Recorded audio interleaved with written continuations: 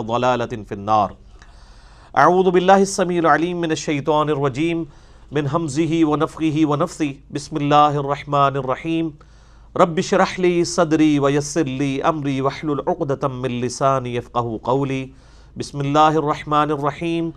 ان اللہ وملائکتہ یصلون علی النبی یا ایہا الذین آمنوا صلوا علیہ وسلموا تسلیما. اللہم صلی علی محمد وعلی آل محمد کما صلیت علی ابراہیم وعلی آل ابراہیم انک حمید مجید. اللہم بارک علی محمد وعلی آل محمد کما بارکت علی ابراہیم وعلی آل ابراہیم انک حمید مجید. اللہم ربنا آتنا فی الدنیا حسنۃ وفی الآخرۃ حسنۃ وقنا عذاب النار. ربنا آتنا من لدنک رحمۃ وہیئ لنا من امرنا رشدا. لا الہ الا انت سبحانک انی کنت من الظالمین. حسبنا اللہ ونعم الوکیل ولا حول ولا قوة الا باللہ العلی العظیم. آمین. الحمدللہ آج 2 دسمبر 2018 کو سنڈے کے دن قرآن کلاس نمبر 304 میں ہم سورۃ الفتح کور کریں گے انشاءاللہ. یہ پارہ نمبر 26 میں سورت نمبر ہے 48. یہ بھی مدنی سورت ہے اور اس سورت میں بھی ہمارے محبوب صلی اللہ علیہ وآلہ وسلم کا مبارک نام ذکر ہوا ہے. اس سے پچھلی جو سورت تھی سورہ محمد، اس میں بھی محمد صلی اللہ علیہ وآلہ وسلم بائی نیم آیا اور اس میں بھی آئے گا محمد الرسول اللہ صلی اللہ علیہ وآلہ وسلم. اور اس سے پہلے جو سورت ہے سورہ محمد، اس میں لا الہ الا اللہ آیا. یعنی یہ 2 صورتیں ملا لی جائیں تو پورا کلمہ مکمل ہو جاتا ہے. سورہ محمد میں لا الہ الا اللہ اور اس میں محمد الرسول اللہ صلی اللہ علیہ وآلہ وسلم. یہ میرے بھائیو جو سورہ فتح ہے یہ صلح حدیبیہ کے کانٹیکسٹ میں نازل ہوئی ہے، اس کے یعنی کنزیکٹو بعد. اس کا پس منظر بھی سمجھنا ضروری ہے. جب نبی صلی اللہ علیہ وآلہ وسلم مدینہ شریف ہجرت کر کے آئے تو مدینہ شریف میں آپ صلی اللہ علیہ وآلہ وسلم کو ایک طرح سے ایک چھوٹے لیول کے اوپر حکمرانی نصیب ہو گئی. اوس اور خزرج جو آپس میں لڑا کرتے تھے انہوں نے آپ صلی اللہ علیہ وآلہ وسلم کو اپنا مشترکہ امام اور حکمران تسلیم کر لیا.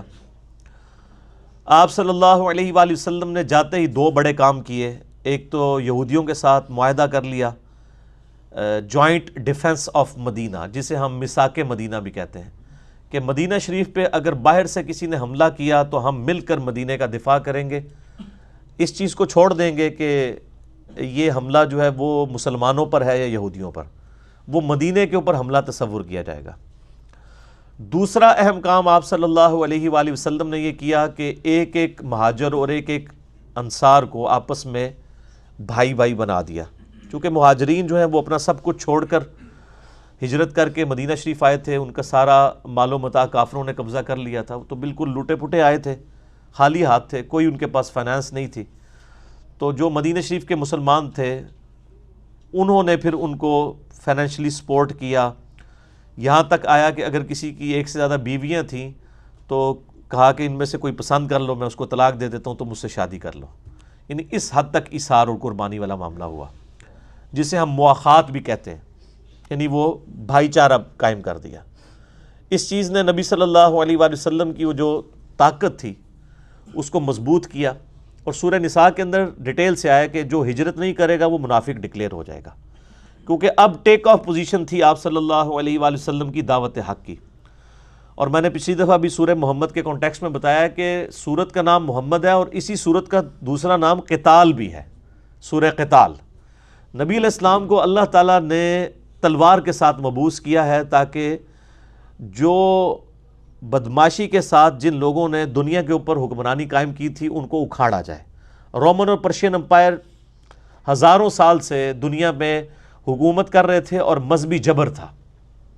یعنی جو بادشاہ کا دین ہوتا تھا وہی فالورز کا ہونا یہ لازمی تھا. اس کی وجہ سے لوگوں کو جبرن جو ہے وہ اگر بادشاہ بت پرست ہے تو وہ ساری کی ساری رعایا کو بت پرست ہونا پڑتا تھا۔ اسی لیے تو جب رومن امپائر میں سیدنا عیسیٰ علیہ نبینا علیہ الصلوۃ والسلام مبعوث ہوئے ہیں تو ان کے اوپر ظلم کیے گئے ہیں، عیسیٰ علیہ السلام کے جو تھوڑے بہت فالورز تھے ان کے اوپر بھی۔ یہ تو پھر بعد میں جو کانسٹنٹائن ایک بادشاہ گزرا ہے جس کے نام کے اوپر وہ سٹی تھا کانسٹنٹائن، جسے قسطنطنیہ بھی کہتے ہیں، اور بعد میں وہ مسلمانوں نے وہ شہر فتح کر کے اس کا نام استنبول رکھ لیا۔ یہ آج بھی وہ شہر ہے ٹرکی کا۔ استنبول کا مطلب ہے اسلام کا گڑھ، اسلام ان اے بلک۔ تو وہ قسطنطنیہ، وہ کانسٹنٹائن ٹو جو ہے وہ اس بادشاہ کے نام کے اوپر وہ سٹی بنایا گیا تھا۔ اس نے عیسائیت قبول کر لی تھی، اس کی وجہ سے عیسائیت پوری دنیا میں پھیلی۔ عیسائیت کو تبلیغ کی وجہ سے نہیں پھیلی تھی، چونکہ رومن امپائر کا بادشاہ عیسائی ہو گیا تو اب بادشاہ کا دین قبول کرنا رعایا کے اوپر ضروری ہوتا تھا، ادروائز قتل کر دیا جائے گا۔ اب یہ مذہبی جبر چل رہا تھا۔ دوسری طرف پرشین امپائر تھی، وہاں پہ آتش پرستی ہوتی تھی۔ اس مذہبی جبر کو تلوار کے بغیر اکھاڑا نہیں جا سکتا تھا، اور پھر دیکھیں اسلام نے جب اسے اکھاڑا ہے نا تو آج حالت یہ ہے کہ دنیا کا سب سے طاقتور شخص ہے ٹرمپ، لیکن جب اس کے سامنے بھی قرآن تلاوت کیا جاتا ہے نا تو وہ بھی ایسے خاموشی سے بیٹھ کے سنتا ہے، کیونکہ مذہبی جبر کوئی نہیں ہے، وہ خود عیسائی ہے بڑا کٹر قسم کا، اور لیکن یعنی مسلمانوں کو مذہبی آزادی حاصل ہے وہاں پہ امریکہ کے اندر۔ یہ مذہبی جبر جو ہے نا یہ اسلام نے اکھاڑا ہے، اسلام سے پہلے مذہبی جبر نہیں اکھاڑا گیا تھا۔ اسی کو وہ مولانا وحید الدین صاحب کی کتاب ہے اسلام دور جدید کا خالق، جو انڈین سکالر ہیں، اس کا میں نے کافی دفعہ تعارف بھی کرایا کہ اسلام نے یہ مذہبی جبر جو ہے وہ اکھاڑا ہے، اور یہ تلوار کے بغیر نہیں اکھڑ سکتا تھا۔ نبی صلی اللہ علیہ وآلہ وسلم کے کیس میں جو عذاب استحصال ہے کافروں پر، وہ تلوار کی شکل میں نازل ہوا ہے۔ اگلی قوموں کو پیغمبروں کا انکار کرنے کے اوپر اللہ تعالیٰ خود ہلاک کرتا تھا، پتھروں کے ذریعے، سمندر میں غرق کر کے، آگ برسا کے، کسی بھی طریقے سے جتنے عذاب قرآن میں آئے ہیں، قوم عاد، قوم سمود، قوم فرعون کے بارے میں۔ ہمارے نبی علیہ السلام کے کیس میں اللہ تعالیٰ نے تلوار دے دی، اور اس کا ذکر سورہ توبہ کی آیت نمبر 14 میں ہے کہ صحابہ اکرام کو اللہ تعالیٰ نے فرمایا اللہ تعالیٰ چاہتا ہے اے مسلمانوں تمہارے ہاتھوں سے ان کافروں کو عذاب دے، اور سورۃ الانفال میں آیا کہ یہ کافر کہتے تھے عذاب کیوں نہیں نازل ہوا؟ 13 سالہ مکی دور میں ہم دھمکیاں سن رہے ہیں کہ پیغمبر کا انکار کرنے پہ عذاب آ جائے گا، تو عذاب تو کوئی نہیں آیا۔ تو اللہ تعالیٰ نے کہا عذاب مانگتے تھے لوگ، غزوہ بدر کی شکل میں پہلی عذاب کی قسط وصول کرو، جس میں 70 سردار ان کے قتل ہوئے۔ غزوہ بدر جو ہے وہ اللہ کے عذاب استحصال کی پہلی قسط تھی مشرکین عرب کے اوپر۔ یہ جہاد کی حکمت کو بھی سمجھنا چاہیے۔ جہاد کا قتل یہ مقصد نہیں کہ ایک مسلمان دوسرے مسلمان کو قتل کرنا شروع کرتے، اس کی پیچھے پوری ڈاکٹرائن ہے۔ اس لیے اسلام کی یہ سمم بونم ہے جہاد اور قتال۔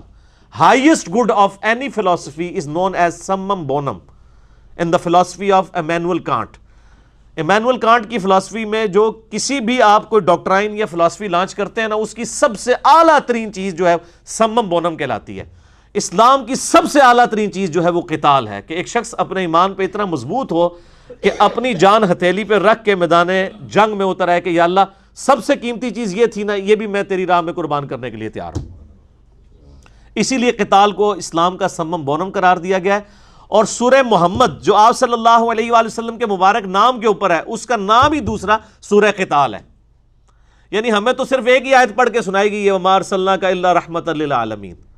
یہ رحمت للعالمین کے آگے بھی آپ پڑھیں نا تو اس کے ادھر بھی موجود ہے کہ جو پھر نبی علیہ السلام کی دعوت کو قبول نہیں کرے گا نا، پھر اس کے ساتھ پھر معاملہ دوسرا ہوگا۔ ٹھیک ہو گیا؟ تو یہ قتال اللہ تعالیٰ نے نبی علیہ السلام کو ایک ہائیسٹ گڈ دیا۔ اور دوسری خصوصیت آپ علیہ السلام کی ہے کہ اللہ تعالیٰ نے آپ کو معجزہ ایسا دیا ہے جو آپ سے پہلے کسی پیغمبر کو نہیں دیا، وہ کتاب کا معجزہ ہے۔ کتابیں اور پیغمبروں کی بھی آئی ہیں لیکن وہ وقت کے ساتھ تبدیل ہو گئی، لیکن یہ وہ معجزہ ہے اِنَّا نَحْنُ نَزَّلْنَا الذِّكْرَ وَإِنَّا لَهُ لَحَافِظُونَ۔ قیامت تک کے لیے کتاب محفوظ کی گئی ہے، کیونکہ آپ کی نبوت قیامت تک کے لیے۔ اگلے نبیوں کے معجزات آج کوئی دکھا نہیں سکتا۔ آج اگر آپ ویٹیکن سٹی میں چلے جائیں، پوپ بیٹھا ہے، اسے کہیں گے جی بتاؤ مردے کو زندہ کر کے، یا حضرت عیسیٰ علیہ السلام کی کوئی ویڈیو دکھا دو، دکھا سکتا ہے؟ یا آپ یروشلم میں بیٹھے ہوئے یہودی پادری کو کہیں کہ بھئی تم عصا کو اژدہا بنا کے بتاؤ موسیٰ علیہ السلام جس طرح کرتے تھے۔ ایون موسیٰ علیہ السلام کا اژدہا بھی آج مل جائے نا، جو آج کل وہ سرنگیں کھود رہے ہیں وہاں پہ ہیکل سلیمانی کے نیچے، ٹیمپل آف سلیمان، وہاں کہتے ہیں یہاں پہ تابوت سکینہ بھی ہے، اس کے اندر وہ عصا بھی موجود ہے، سر وہ عصا تسی کڈ بھی لو، وہ عصا یروشلم کا پادری ہاتھ میں پکڑ لے، چاہے ویٹیکن سٹی کا پاپ یا آپ کا امام کعبہ بھی پکڑ لے، اس کو سانپ نہیں بنا سکتا۔ وہ حضرت موسیٰ کے ہاتھ میں ہی معجزہ تھا، لیکن یہ قرآن وہ معجزہ ہے جو صحابہ کرام کے پاس بھی معجزہ تھا، قیامت تک آنے والے آخری انسان کے پاس بھی یہ معجزہ ہے۔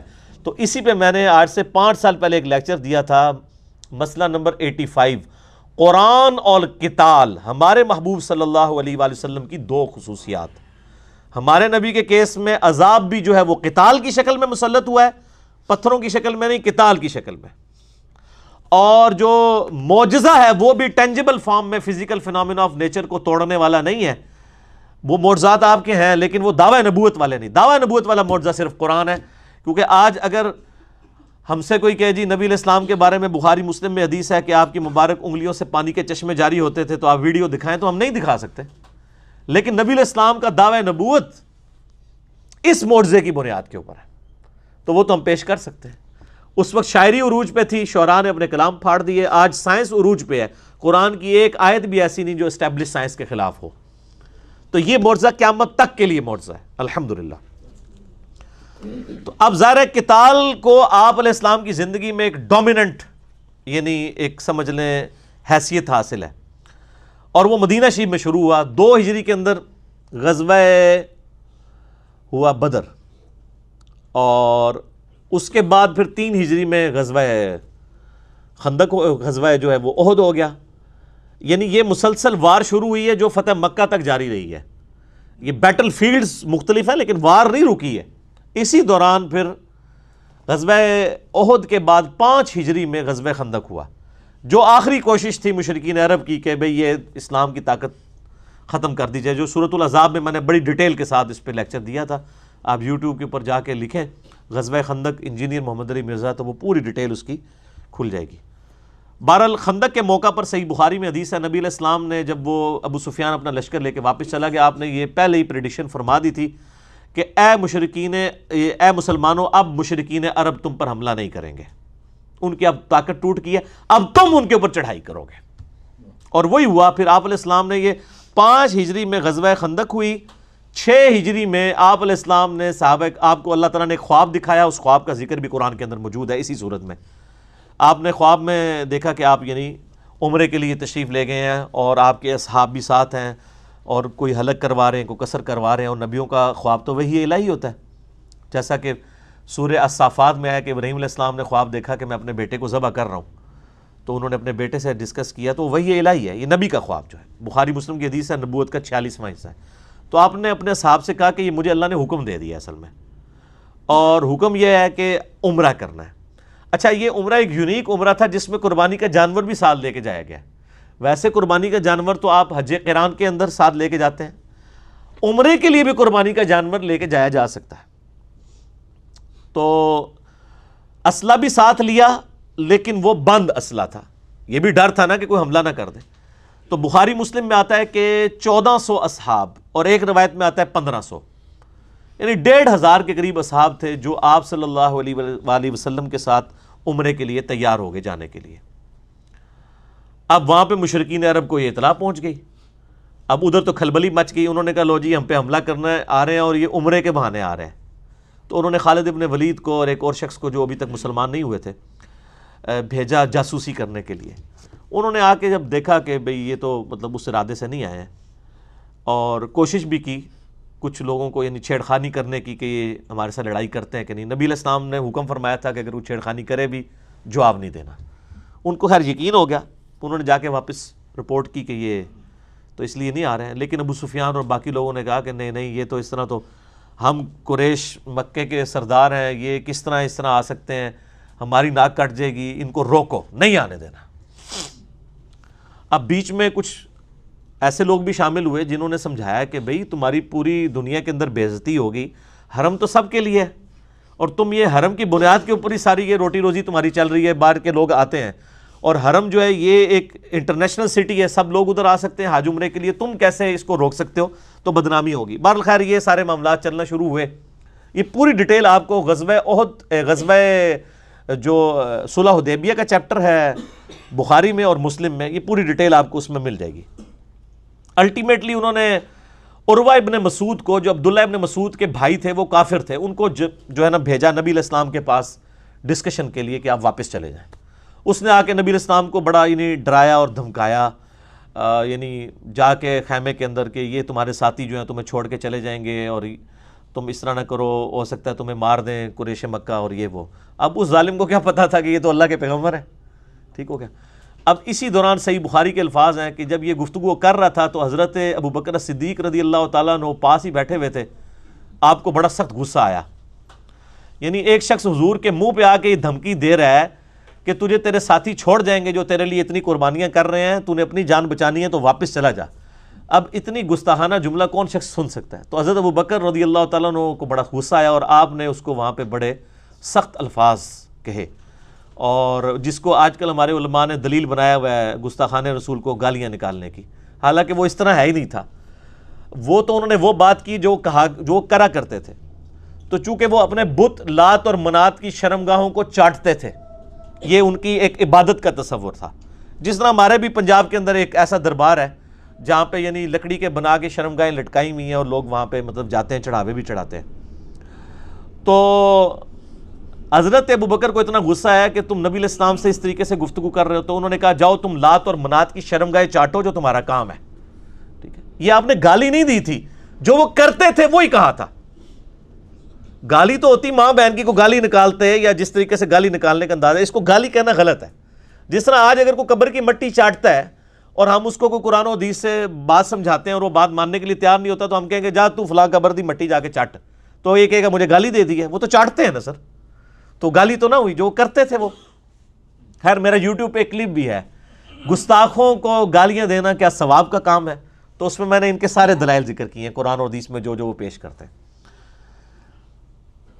پھر حضرت مغیرہ ابن شعبہ رضی اللہ تعالیٰ عنہ بھی پاس کھڑے ہوئے تھے، اور وہ تھوڑی تھوڑی دیر بعد، بخاری کے الفاظ ہیں کہ اس کی عادت تھی وہ حضور کی داڑھی کی طرف نہ ہاتھ بڑھاتا تھا بات کرنے میں نا، اس کا ایک بعض لوگوں کا ایک عادت ہوتی ہے نا، تو یہاں پہ بھی بعض لوگ جو ہیں وہ کسی کو منانے کے لیے اس کے داڑھی کو ہاتھ، تھوڑی کو ہاتھ لگاتے ہیں۔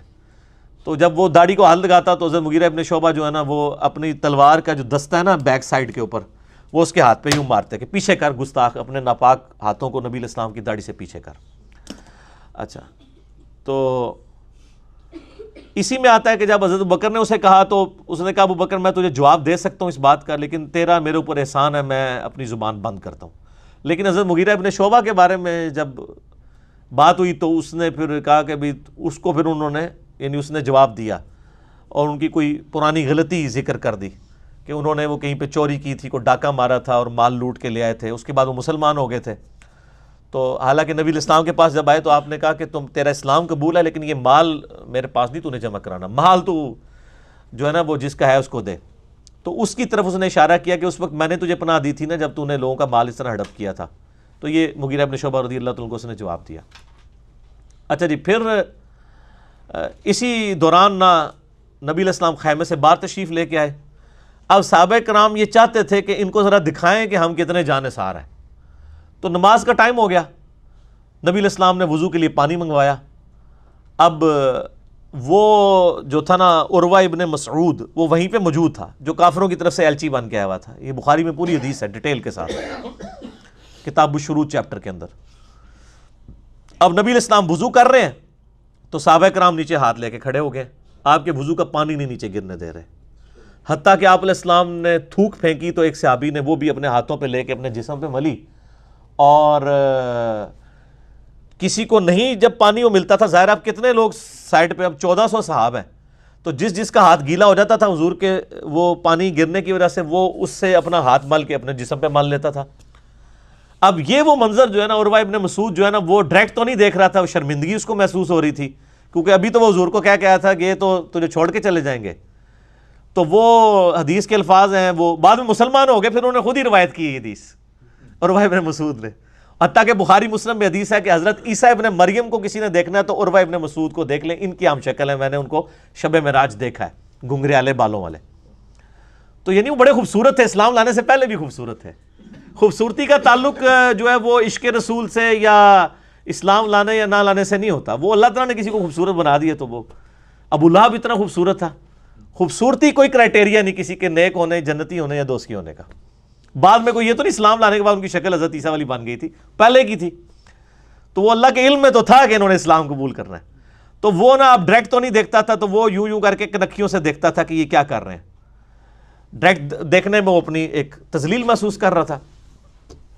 خیر یہ منظر جب دیکھا نا اس نے تو جناب وہ واپس گیا. اس نے کہا ابو سفیان کو کہ بھائی جی چپ کر کے بوری بستر چکو تو واپس جاؤ، کیونکہ اس میں الفاظ ہیں بخاری کے. اس نے کہا کہ میں بڑے بڑے بادشاہوں کے دربار میں گیا ہوں، میں کیسر و کسرا رومن امپائر کے ہیڈ اور پرشین امپائر کے ہیڈ کے درباروں میں بھی گیا ہوں، میں نجاشی کے دربار میں بھی گیا ہوں. میں نے کسی بھی بادشاہ کی رعایا کو یہ تعظیم کرتے ہوئے نہیں دیکھا اپنے سردار کی جو محمد صلی اللہ علیہ وآلہ وسلم کے اصحاب کرتے ہیں.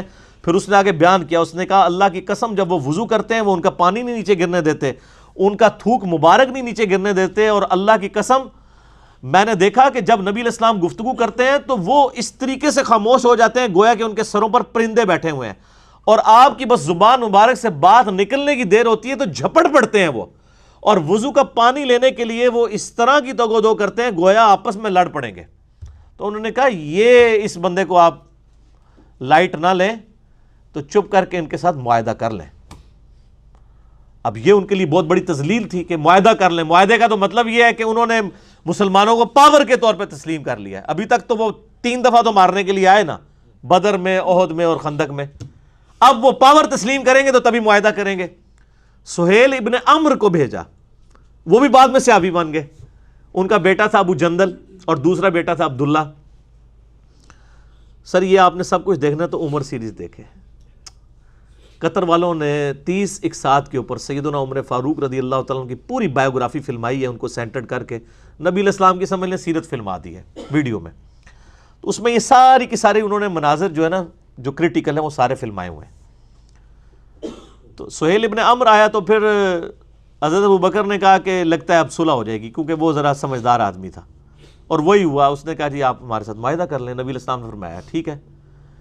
تو کاغذ قلم یعنی اس وقت جو چمڑا تھا اور قلم منگوائی گئی. بخاری شریف میں الفاظ موجود ہیں. نبی علیہ السلام نے یعنی اس میں لکھی ہوئی تھی بسم اللہ الرحمن الرحیم، تو اس نے پہلا اعتراض ہی بسم اللہ کے اوپر کر دیا، کیونکہ مشرکین عرب اللہ تعالیٰ کے لیے رحمان اور رحیم کے لفظ کو نہیں مانتے تھے. اسی لیے وہ سورۃ الکہف میں آتا ہے نا سورہ بنی اسرائیل میں کہ اللہ کو اللہ کہہ کے پکارو یا رحمان کہہ کے، یہ سب اچھے نام اللہ ہی کے ہیں. وہ اللہ نے اصل میں ان کا رد کیا تھا. اس نے کہا جی یہ بسم اللہ کو نہیں، ہم آپ بِاسْمِ کا اللہم لکھیں. نبی علیہ السلام نے فرمایا ٹھیک ہے جی، کاٹ کے بِاسْمِ کا اللہم لکھ دیتے. اللہ گالتے ہوئی سی. اچھا پھر اس میں لکھا گیا یہ جو ہے وہ محمد رسول اللہ صلی اللہ علیہ وآلہ وسلم اور مشرکین عرب کے درمیان معاہدہ ہے. اس نے کہا جی ہم تو آپ کو اللہ کا رسول مانتے ہی نہیں ہیں، اگر رسول مانتے ہوتے تو آپ کے ساتھ لڑائی کرتے ہم، تو آپ اس کو محمد ابن عبداللہ کرتے. سیدنا علی چونکہ آپ کے کاتب تھے تو نبی علیہ السلام نے سیدنا علی سے کہا کہ یہ تم نہ کاٹ کے نا تو محمد ابن عبداللہ کرتا. تو سیدنا علی نے قلم پھینک دی، کہا یا رسول اللہ میں تو آپ کا نام نہیں کاٹ سکتا. یہ نہیں محبت فرماتے یعنی فرتے محبت میں تھا. نبی علیہ السلام نے بھی اس کو برا نہیں منایا. آپ نے فرمایا اچھا یہ قلم مجھے دو، مجھے بتاؤ کہاں لکھا ہوا ہے. تو بتایا گیا یہ لکھا ہے. تو آپ نے اپنے مبارک ہاتھوں سے ایسے لکیر پھیری اور بخاری کے الفاظ ہیں، اس میں میرا کلپ بھی ہے نبی علیہ السلام کی ہینڈ رائٹنگ کہ آپ علیہ السلام نے اپنے ہاتھوں سے محمد بن عبداللہ لکھا. چونکہ آپ لکھنا پڑھنا تو جانتے نہیں تھے، یہ آپ کا معجزہ تھا. تو وہ اس میں الفاظ ہیں حدیث کے کہ آپ کی رائٹنگ اتنی اچھی نہیں تھی، کیونکہ یہ قرآن میں سورہ عنکبوت کی آیت نمبر 51 ہے کہ یہ نبی علیہ السلام کا معجزہ قرآن ہے. اس سے پہلے 49 50 میں آتا ہے کہ اگر یہ نبی دائیں ہاتھ سے کچھ لکھ سکتے ہوتے تو کافر کہتے یہ کتاب انہوں نے خود لکھی ہے. تو یہ آپ کا معجزہ تھا کہ آپ امی تھے. بہرحال معاہدہ لکھا گیا، اس کے اوپر یعنی سگنیچرز بھی ہو گئے. اب حضرت عمر کی تسلی نہیں ہو رہی. صحیح بخاری میں حدیث ہے حضرت عمر آئے کہا یا رسول اللہ ہم سچے نہیں ہیں. بالکل سچے ہیں جی. یہ کافر کیا جھوٹے نہیں ہیں؟ کہا جھوٹے ہیں. اچھا جی. پھر کہا یا رسول اللہ صلی اللہ علیہ وسلم کیا ان کے جو مقتولین ہیں وہ دوزخ میں اور ہمارے مقتولین جنت میں نہیں ہیں؟ فرمایا بالکل. تو یا رسول اللہ ہم کیوں پھر ان کے ساتھ دب کے صلح کر رہے ہیں؟ کیونکہ اس میں شرائط 3 شرائط تھی. پہلی شرط یہ تھی کہ اگر کوئی کافر مسلمان ہو کے یعنی مدینہ شریف آ جائے تو نبی علیہ السلام پابند ہیں اس کو واپس کرنے کے. لیکن اگر کوئی مسلمان واپس آ گیا مکے تو مشرکین عرب اس کو واپس نہیں کریں گے، یہ دوسری شرط تھی۔ اب یہ تو دب کے صلح کرنے والی بات تھی۔ اور تیسری شرط یہ تھی کہ اس سال آپ عمرہ نہیں کریں گے، ہمارے بھی ناک رہ جائے، آپ واپس چلے جائیں، اگلے سال آ کے آپ عمرہ کر لیں، قضا کر لیں۔ یہ 3 شرائط تھی۔ اب تینوں شرائط بظاہر ان کی فیور کے اندر تھی، بالکل ون سائیڈڈ تھی نا، لیکن اللہ تعالیٰ جب حضرت عمر فاروق نے اعتراض کیا تو حضرت عمر نے نبی علیہ السلام فرمایا کہ مجھے اللہ نے حکم دیا ہے۔ اب نبی جب اللہ کی وحی کے ساتھ کوئی کر رہا ہے اس پہ تو کوئی اعتراض نہیں۔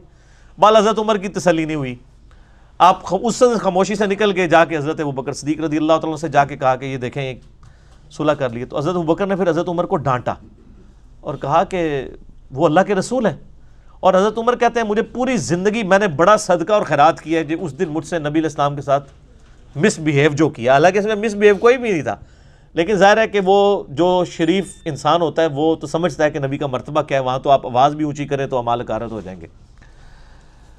بہرحال یہ 3 شرائط طے پا گئیں۔ اب یہ بالکل ون سائیڈڈ شرائط تھی، نبی علیہ السلام نے قبول کر لیا۔ اب بخاری کے الفاظ ہیں، آپ علیہ السلام خیمے سے باہر نکلے اور آپ نے معاہدہ کہا کہ یہ ہو گیا ہے، تو اب اس طرح کرو کہ سب لوگ جو ہے نا یہیں پہ قربانیاں اپنی قربان کر دو۔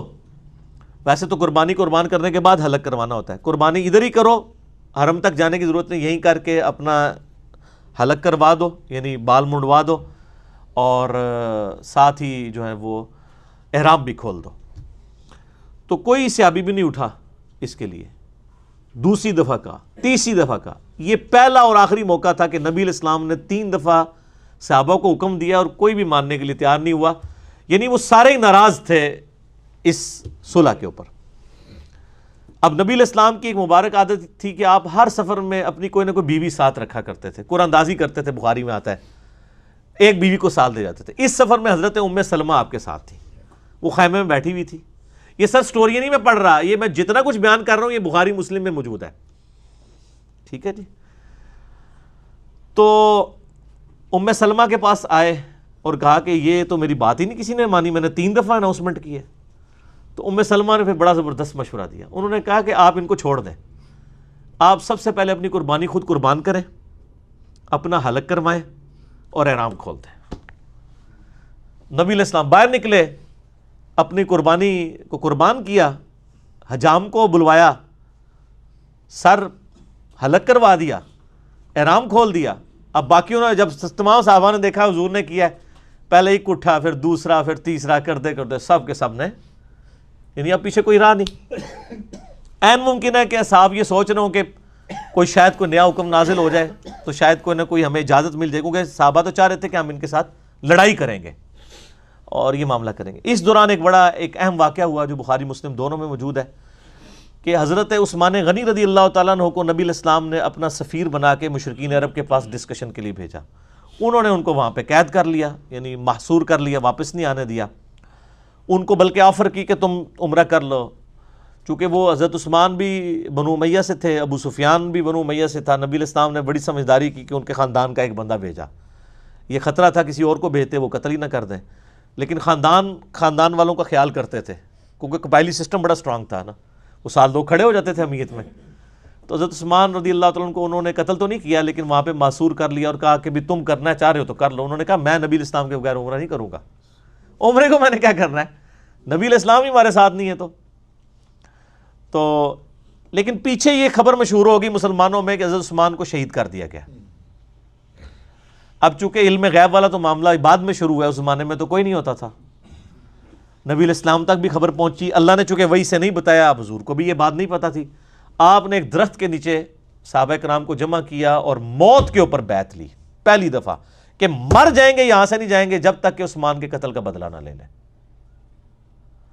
تو بیعت والا یعنی یہ معاملہ ہوا، خیر اللہ کا کرنا ہوا۔ حضرت عثمان غنی پھر اس دوران ان کو جب پتہ چلا وہ ڈر گئے، انہوں نے حضرت عثمان کو واپس بھیج دیا۔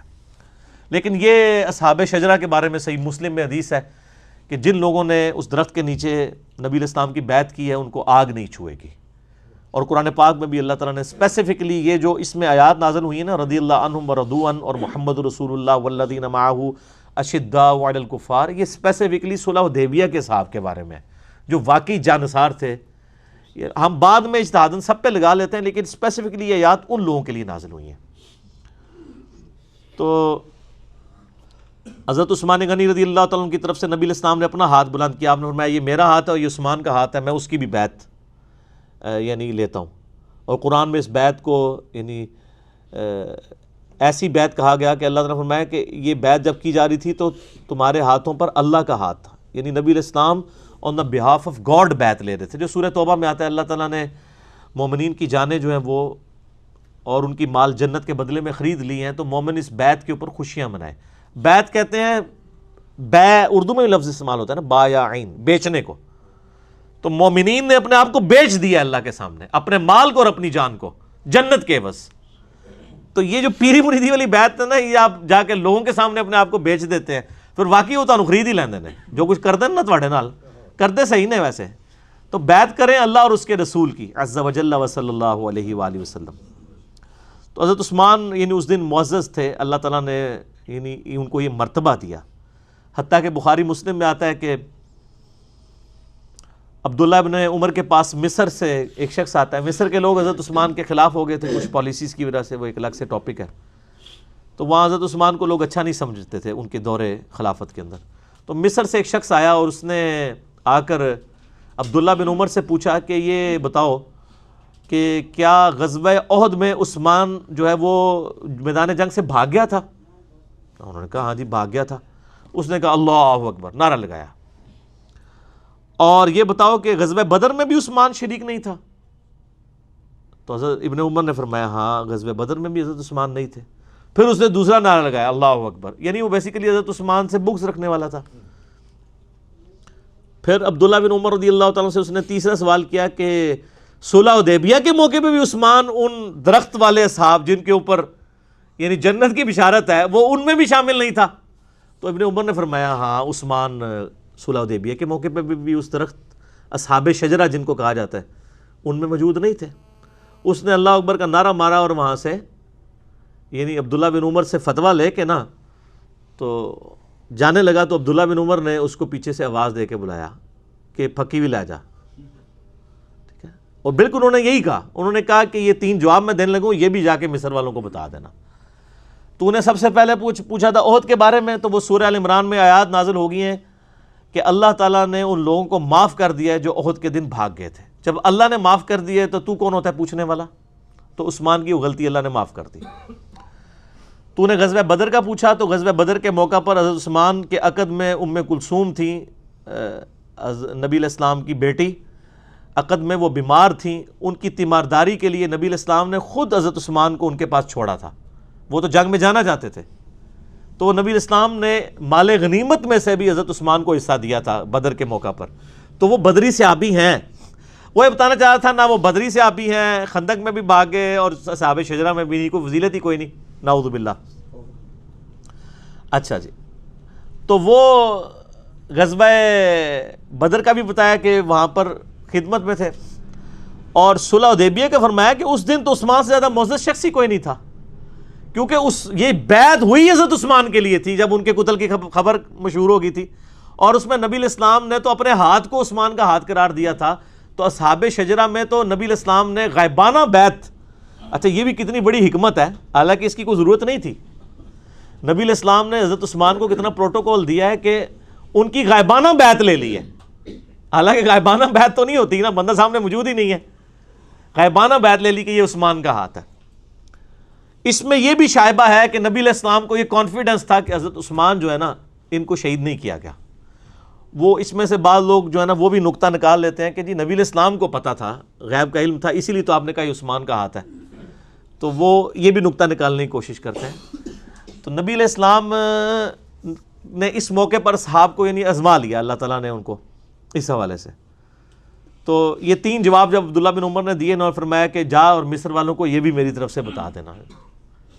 اس پہ میرا آلریڈی یوٹیوب کے اوپر ایک کلپ بھی اپلوڈڈ ہے، حضرت عثمان غنی رضی اللہ تعالیٰ سے متعلق 3 الزامات، اس میں نے یہ حدیث ساری سنائی بھی تھی، لیکن آج چونکہ اس کے ساتھ ریلیٹڈ ہے اس لیے اس موقع پہ جتنی چیزیں ہیں ان کو ڈسکس کرنا ضروری ہے۔ اچھا، معاہدہ لکھا گیا، تو اب سہیل ابن عمر کا بیٹا تھا ابو جندل، وہ مسلمان ہو چکا ہوا تھا، جو معاہدہ لکھنے ہے اس کا بیٹا مسلمان، اسی دوران وہ وہاں پہ آ گیا بیڑیوں میں جکڑے ہوئے تھے، وہ بھاگ کے آ گئے. تو ابو جندل کی حالت دیکھی، مسلمانوں کو ترس آ گیا. تو سہیل ابن عمرو سے نبی علیہ السلام نے کہا کہ ابو جندل کو تو میرے پاس رہنے دو. اس نے کہا نہیں جی، معاہدہ لکھا جا چکا ہے. آپ نے بڑی کوشش کی، فرمایا کو فدیہ لے لو، کچھ کر لو، اس کو نہ لے کے جاؤ.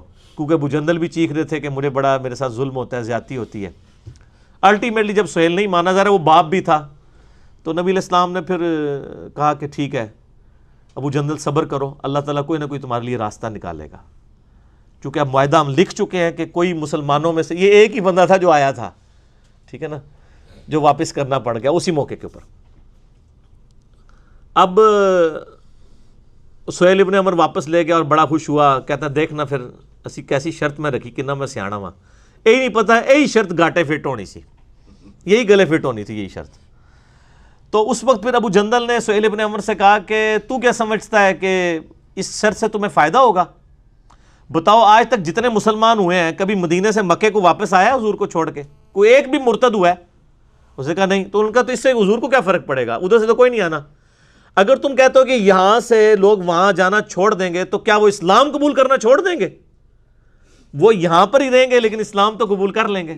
تو نبی علیہ السلام تو ون ون سچویشن میں، اور وہی ہوا. وہ صحیح بخاری میں آتا ہے، ایک اور صحابی تھے ابو بصیر رضی اللہ تعالیٰ عنہ، اور وہ بھاگ کے مسلمان ہو کے مدینہ شریف آ گئے. پیچھے ہی مشرکین عرب بھی آ گئے اور کہا یا رسول اللہ اپنا وعدہ پورا کریں. تو نبی علیہ السلام نے پھر ابو بصیر سے کہا کہ خدا کر کے معاہدہ ہوا ہے، تو اب معاہدے کو نہ توڑ، تو واپس نہ ان کے ساتھ چلا جا. تو نبی علیہ السلام نے ان کو واپس بھیج دیا. اب راستے میں کیا ہوا کہ وہ دو بندے تھے، یہ اکیلا تھا، اور ان بندوں میں سے صحیح بخاری میں آتا ہے ایک بندے کے پاس بڑی خوبصورت سی تلوار تھی. تو وہ تلوار کی اپنی تعریف کر رہا تھا کہ دیکھو یہ کتنی خوبصورت تلوار ہے، اس کا دستہ کتنا پیارا ہے، اور یہ جس کا عورتوں کو بھی عادت ہوتی ہے نا اپنی چیزوں کی تعریف کرنے کی. تو وہ ابو بصیر نے نا اس کی کمزوری سمجھ لی. تو اب وہ گپ شپ شروع ہوگی، ظاہر واپس جا رہے تھے، فرینڈلی ماحول تھا. انہوں نے کہا یہ تلوار ذرا مجھے دکھاؤ نا، میں بھی اسے دیکھوں. وہ تلوار پکڑی، اس کو قتل کیا گھوڑا لے کے. تو نبی علیہ السلام کے پاس آ گئے. نبی علیہ السلام نے فرمایا کہ میں تو اپنے وعدے کا پابند ہوں، تو تم ادھر سے چلے جاؤ. اس نے کہا یا رسول اللہ صلی اللہ علیہ وسلم آپ جس چیز کے پابند تھے وہ آپ نے کر دیا، ٹھیک ہے میں مدینے میں نہیں رہتا، لیکن میں اب اس چیز کا بھی پابند کوئی نہیں کہ میں مکے میں واپس جاؤں، کیونکہ آپ نے تو مجھے واپس کر دیا تھا، یہ تو میں آیا ہوں نا واپس، تو مجھے آپ اجازت دیں. آپ فرمایا تم بس مدینے میں نہیں، جدھر مرضی جا کے رہو، اللہ تعالیٰ کوئی نہ کوئی راہ تمہارے لیے نکال دے گا. تو وہ سمندر کے کنارے ایک بستی تھی جہاں سے مشرکین عرب کے قافلے جایا کرتے تھے تجارت کے لیے شام، وہاں انہوں نے پڑاؤ ڈال لیا اکیلے بندے نے. اور منزل انہوں نے عمر سیریز میں فلمایا ہے. اچھا اب وہاں سے جتنے بھی مسلمان ہو کے آتے تھے نا، ان کو پتہ چل گیا، تو وہ بجائے مدینہ شریف جانے کے وہاں پڑاؤ ڈال لیتے تھے. ادھر کافی سارے مسلمان کٹھے ہو گئے. انہوں نے کہا اب ہم کافی زیادہ ہو گئے ہیں، تو ایسی دی تیسی قریش مکہ کی، انہوں نے ہمارا مال لوٹا ہے نا، اب ان کا کوئی قافلہ سلامت نہیں یہاں سے جایا کرے گا. تو انہوں نے کیا کیا، وہ قافلہ ان کا تجارت کا جب گزر رہا تھا، انہوں نے پکڑ کے لوٹ لیا سارا مال ان کا، اور ان کو واپس بھیج دیا اور کہا جی ادھر جا کے خبر دے دو کہ آندہ کے بعد بھوکے مرو گے تم، اب تمہارا کوئی قافلہ ادھر محفوظ نہیں ہے. وہاں پھر انہوں نے میٹنگ کی آپس میں کہ یار کیا کریں، یا تو ہم کوئی لشکر کشی کریں ان کے اوپر، لیکن لشکر کشی کیسے کریں، وہ تو خانہ بدوش تھے، کبھی کہیں پڑاؤ ڈالتے تھے، کبھی کہیں پڑاؤ ڈالتے تھے.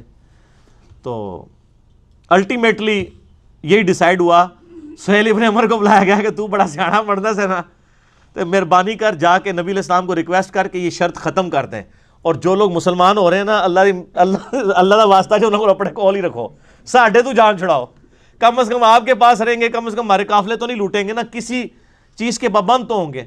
پھر وہ واپس آئے اور انہوں نے آ کے ریکویسٹ کی، اور نبی علیہ السلام کی شرافت تھی، آپ نے قبول کر لی.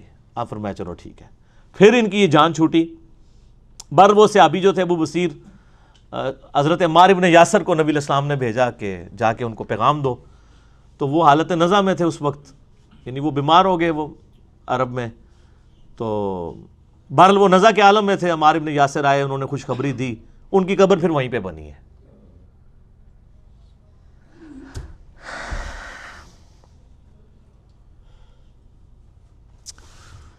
ان لوگوں کے نام بھی آج لوگوں کو نہیں پتا کہ جن لوگوں نے اسلام کے لیے شروع میں کیا قربانیاں کی ہیں. ابو بصیر رضی اللہ تعالیٰ عنہ دروشی پڑھیں. اللہم صلی علی محمد وعلی آل محمد صلی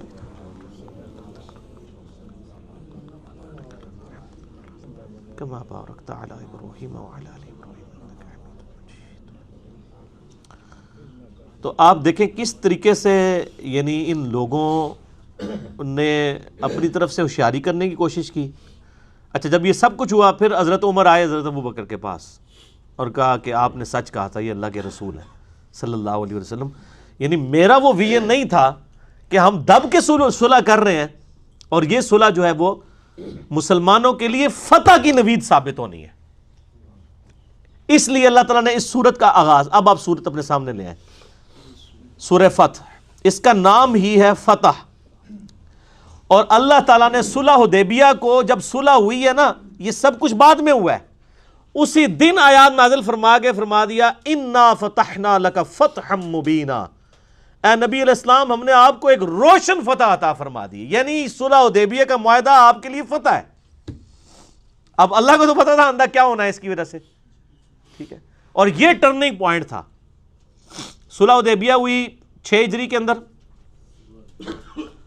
7 ہجری میں غزوہ خیبر ہوا، 8 ہجری میں فتح مکہ ہو گیا، 9 ہجری کے اندر غزوہ تبوک، رومن امپائر کا کیسر جو ہے وہ اپنی فوج لے کے آیا لیکن دب کے بھاگ گیا، ورنہ یرموک وہیں پہ ہو جانی تھی. اور آپ دیکھ لیں پھر اگلے 4-5 سال کے اندر جنگ یرموک اور قادسیہ ہوئی ہے، اور دنیا کی دونوں سپر پاورز مسلمانوں کے قدموں میں ڈھیر ہو چکی بھی تھی. یہ ایک ٹرننگ پوائنٹ تھا نبی علیہ السلام کی زندگی کا. اعوذ باللہ من الشیطان الرجیم، بسم اللہ الرحمن الرحیم. انا فتحنا لک فتحا مبینا. اے محبوب صلی اللہ علیہ وآلہ وسلم ہم نے آپ کو روشن فتح عطا فرمائی ہے. یعنی یہ صلح حدیبیہ کوئی آپ کی شکست نہیں ہے، بلکہ یہ روشن فتح ہے جو اللہ تعالیٰ نے آپ کو عطا فرمائی ہے.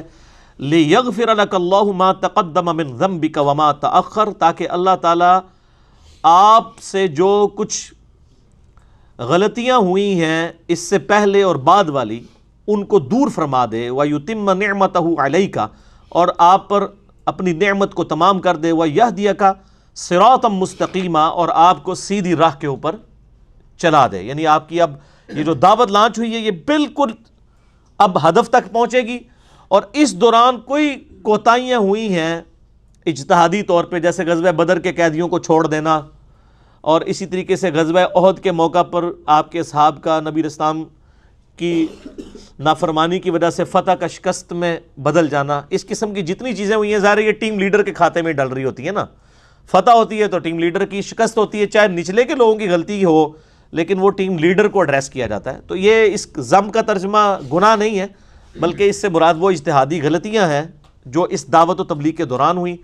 باقی اس پہ ڈیٹیل میں آلریڈی میرا ایک کلپ ہے، احمد بریلوی صاحب نے اس کا ترجمہ بالکل الٹ کر دیا کہ نبی ہم نے آپ کو روشن فتح عطا فرمائی تاکہ اللہ تعالیٰ آپ کے صدقے سے آپ کے اگلوں کے اور آپ کے پچھلوں کے گناہوں کو معاف فرما دے.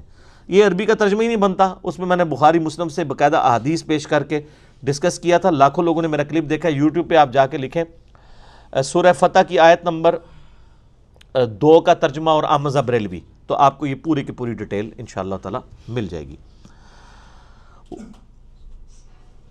وَيَنْصُرَكَ اللَّهُ نَصْرًا عَزِيزًا، اور اللہ تعالیٰ آپ کی ایسی مدد فرمائے جو بہت زبردست ہو. وَالَّذِي أَنزَلَ السَّكِينَةَ فِي قُلُوبِ الْمُؤْمِنِينَ، وہی اللہ ہے جس نے مومنین کے دلوں پر سکون نازل کیا.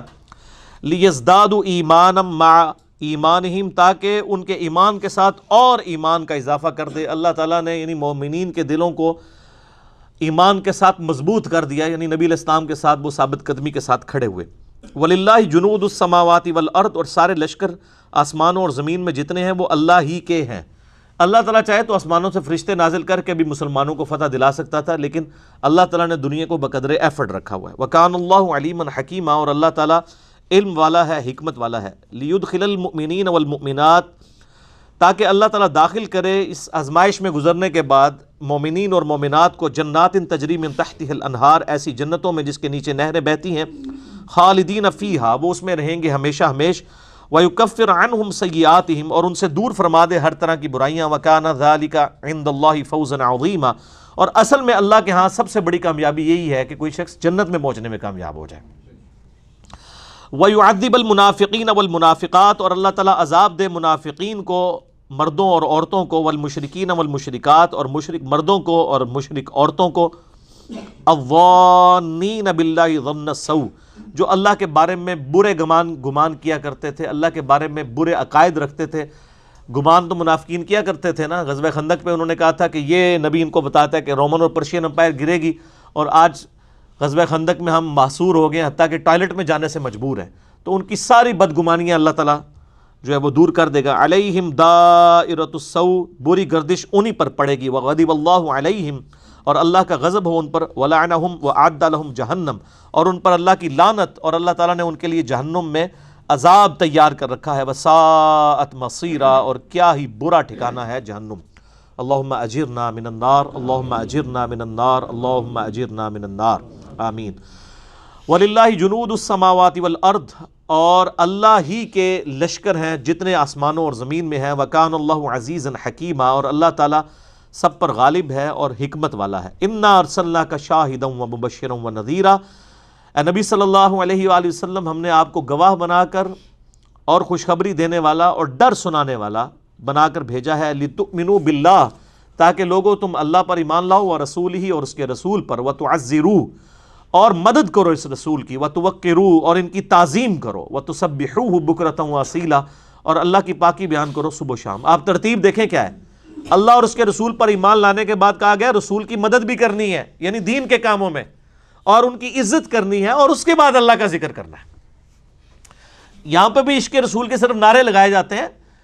عشق رسول کا پہلا تقاضا یہ ہے کہ نبی علیہ السلام کی مدد کرنی ہے، اور آپ کی مدد کیا ہے کہ آپ جو دین لے کے آئے ہیں اس دین کی نصرت کے لیے آپ نے کھڑے ہونا ہے، اور ہر میدان میں مقابلہ کرنا ہے، علمی میدان میں بھی، قتال میں بھی، اور اسی طریقے سے مالی اعتبار سے بھی جہاں پہ ضرورت پڑے گی نبی علیہ السلام کی مدد کرنی ہے، اور صحاب نے اپنا پھر منوایا ہے مدد کر کے۔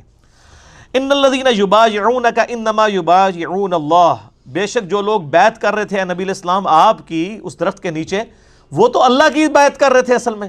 ید اللہ فوق ایدیہم، اللہ کا ہاتھ تھا ان پر، یعنی اللہ تعالیٰ نے نبی علیہ السلام کے ہاتھ کو اپنا ہاتھ قرار دیا ہے، کیونکہ ظاہر ریپریزنٹیٹو ہے۔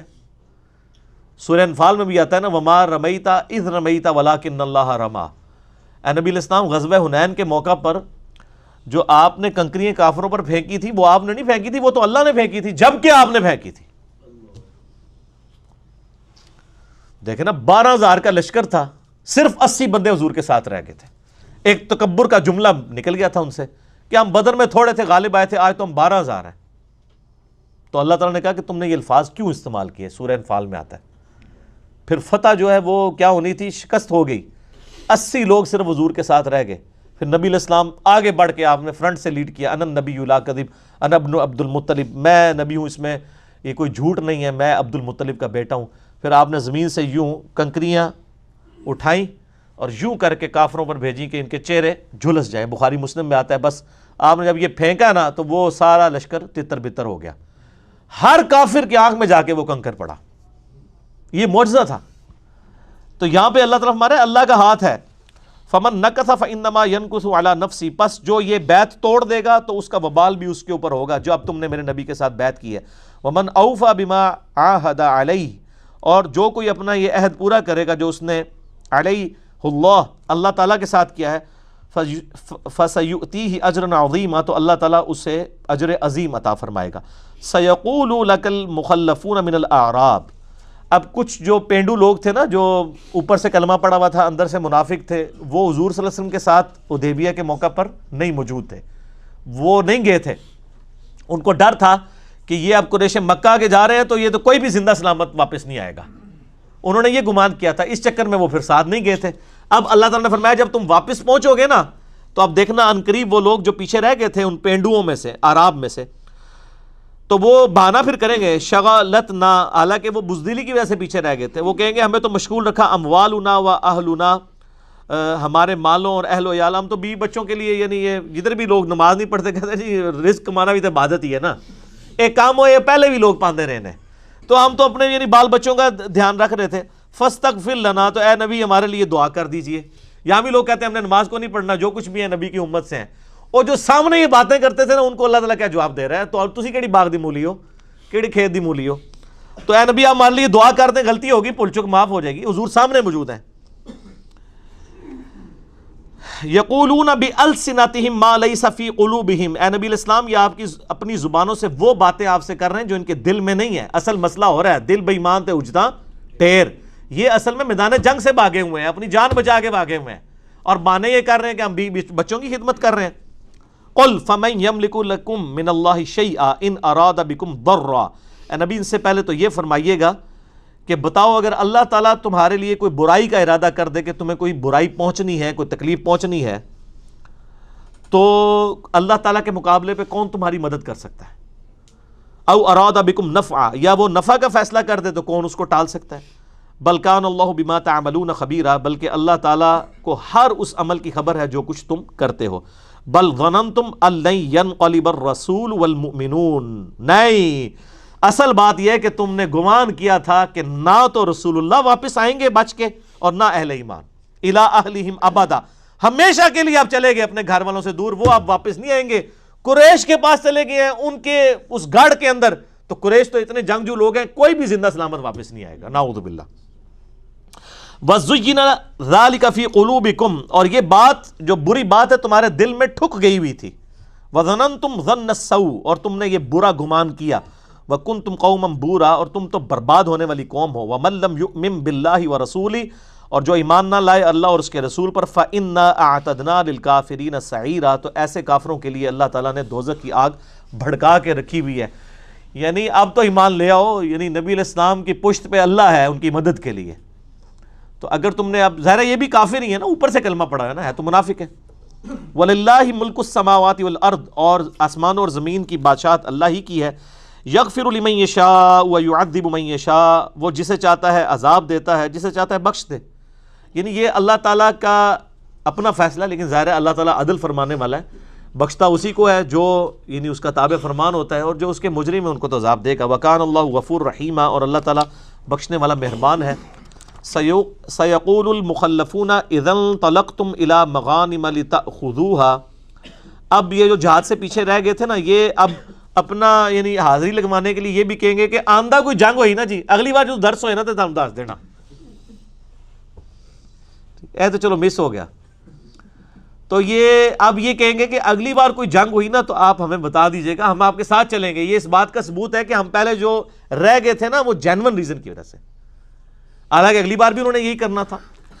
اب ایسی جنگ جس میں فتح کی یعنی یقین ہو، اس میں تو جاتے تھے مال غنیمت ملتا تھا، اور اس کے فوراً بعد پھر وہ غزوہ خیبر ہوئی بھی، اور ان کو پتا تھا کہ اب انہوں نے یہودیوں کے پر مسلمانوں نے چڑھائی کرنی ہے، تو یہودی تو مسلمانوں کا مقابلہ نہیں کر سکیں گے، کیونکہ ظاہر ہے جو جس کے دل میں دنیا کی محبت ہو، یہودی سب سے زیادہ حریص ہیں دنیا کی محبت میں، وہ قتال تو نہیں کر سکتے نا۔ تو یہ اس طرف اشارہ تھا کہ اب خیبر پہ گئے تو ہمیں بھی ساتھ لے جائیے گا، ہم بھی حاضری لگوا لیں گے۔ تو اب یہ کہیں گے کہ اب پیچھے رہ جانے والے کہیں گے اب جب تم مال غنیمت والے چکر میں جب تم جاؤ گے نا تو ہمیں بھی ساتھ لے جانا۔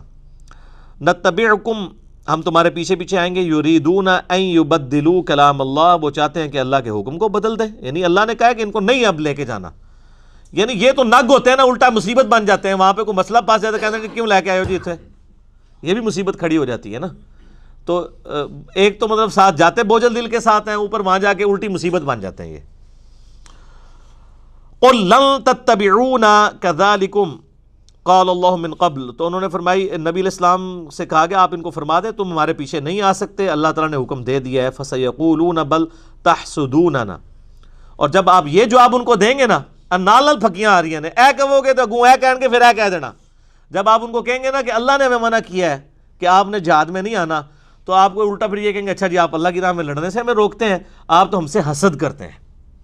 تو اللہ کہ نبی علیہ السلام کو فرمایا جا رہا ہے کہ یہ تم سے کہیں گے کہ تم حسد کرتے ہو۔ بل کانوا الا یفقهون الا قلیلا، اللہ تعالیٰ فرماتا ہے یہ اصل میں بیوقوف لوگ ہیں، ان کے اندر فقہ والا معاملہ بہت تھوڑا ہے۔ قل للمخلفین من الاعراب، اے نبی آپ نے فرمانا ہے یہ پیچھے جو رہ گئے تھے نا پینڈو لوگ جو آپ کے ساتھ صلح حدیبیہ کے موقع پہ شامل نہیں تھے، ستدعون الی قوم اولی بأس شدید، ان قریب تمہیں ایک ایسی قوم کی طرف بلایا جائے گا جو بہت شدت والی ہوگی. تقاتلونہم او یسلمون، تم ان سے لڑائی کرو گے یا وہ ہتھیار ڈال دیں گے. فَإِن تُطِيعُوا يُؤْتِكُمُ اللَّهُ أَجْرًا حَسَنًا، اس وقت اگر تم اطاعت اختیار کرو گے تو اللہ تعالیٰ تمہارے لیے اجر حسنہ رکھ دے گا. اس کے اندر کہہ دیا گیا کہ بھئی اچھا بڑا شوق ہے نا جنگ کا، تو ابھی بڑی ایک زبردست جنگ ہونے والی ہے، اس میں تمہیں بلایا جائے گا، پھر تمہیں چیک کر لیا جائے گا. اور وہ پھر تبوک پہ چیک کیا گیا. ظاہر رومن امپائر جو ہے اس وقت آدھی دنیا پہ حکومت کر رہی تھی، اور ان کی سمجھ لیں آج تو امریکہ تو کوئی شے نہیں ہے، اس زمانے میں جو ان کی آرمی تھی، ٹرینڈ آرمی اور اتنا کچھ. اور غزوہ تبوک کے موقع پر پہلا اور آخری موقع تھا، نفیر عام ہوئی کہ اب جو قتال میں شامل نہیں ہوگا وہ منافق ڈکلیئر ہو جائے گا. اور نبی علیہ السلام خود غزوہ تبوک پہ تشریف لے گئے تھے. کیوں لے کے گئے تھے؟ آپ نے ایلچی بھیجا تھا کیسر روم کی طرف، اور وہ راستے میں عیسائیوں نے اسے قتل کر دیا، اور ایلچی کا قتل جو اعلان جنگ ہوتا تھا. تو نبی علیہ السلام نے پہلے تو زید بن حارثہ کو بھیجا، اور پھر وہ لشکر میں حضرت خالد بن ولید واپس آ گئے، غزوہ موتا والا معاملہ ہوا. پھر نبی علیہ السلام 30,000 جانسار اصحاب کا لشکر لے کے خود روانہ ہوئے. وہاں سے 1.5 لاکھ کی فوج لے کے وہ عرب کے بارڈر پہ آیا ہوا تھا تبوک کے پاس.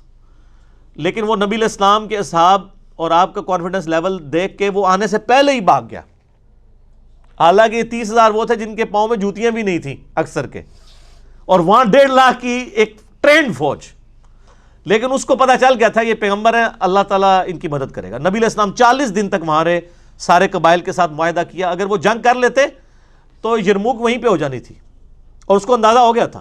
لیکن بعد میں بھی شامت تو اس کی آئی نا جنگ یرموک میں. پھر تو اللہ تعالیٰ ہمارا ہے کہ ان کو بڑا شوق ہے نا تمہیں جہاد کا، تو تمہیں ایک بڑی شدید لڑائی کی طرف بلایا جائے گا، یعنی تبوک کی طرف. اس میں بھی پھر فیل ہو گئی ہے، ادھر بھی کوئی نہیں گیا، آپ کو پتہ ہی ہے. وہ مسئلہ 96 میں نے دیکھ لیں. جو ٹھلا بندہ وہ ٹھلا ہی رہتا ہے بھائی جی. جس نے زور لگانا ہوتا ہے وہ ہر میدان میں زور لگاتا ہے، پھر وہ اس کا ایمان اس کو آگے لے کے آتا ہے.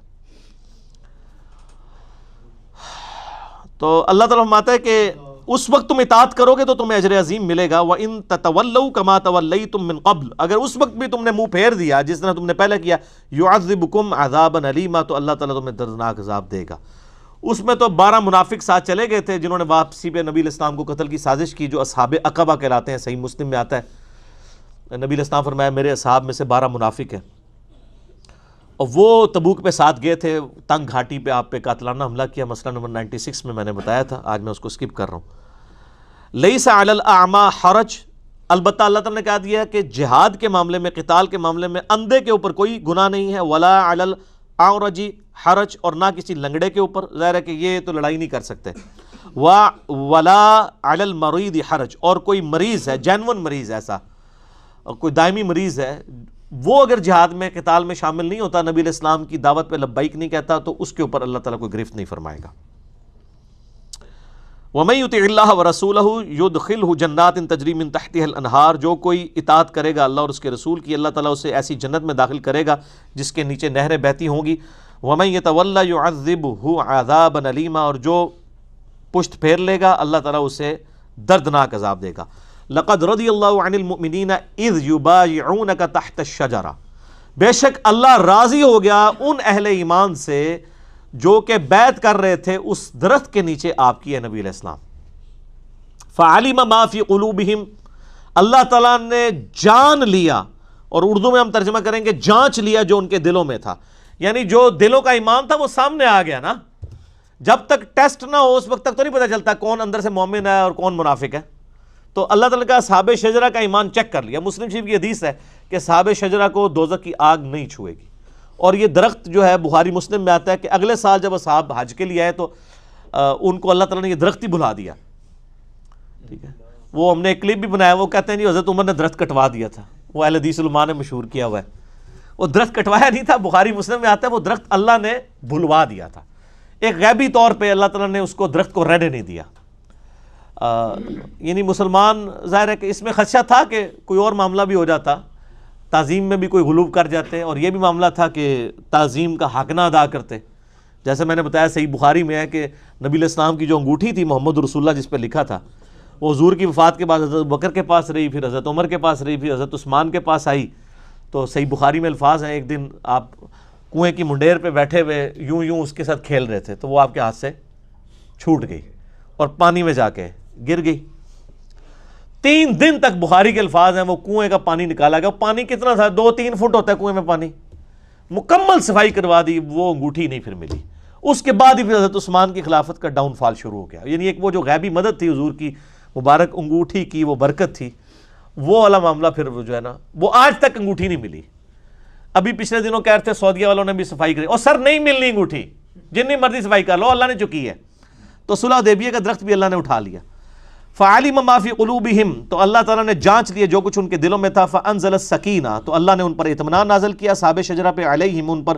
واصابہم فتحا قریبا, اور ان کو ایک بہت بڑی فتح کی خوشخبری نویز سنا دی ہے. سر یہ ابھی واقعہ ہوا ہے اور اللہ تعالیٰ مستقبل میں کہہ رہا ہے یہ ہو جانا ہے. یہ بھی قرآن کی غیبی خبریں ہیں جو پوری ہوئی ہیں. وَمَغَانِمَ كَثِيرَةً يَأْخُذُونَهَا, اور بہت غنیمتیں تمہارے ہاتھ آئیں گی. ابھی تو قادسیہ ہونی ہے, ابھی تو یرموک ہونی ہے. اب مسلمان ٹیک آف پوزیشن پہ. اور آپ دیکھیں پھر صلح حدیبیہ کے بعد مسلمانوں کا گراف نیچے نہیں کبھی آیا. اسی لیے اس کو اللہ نے کہا تھا یہ کھلی فتح ہے.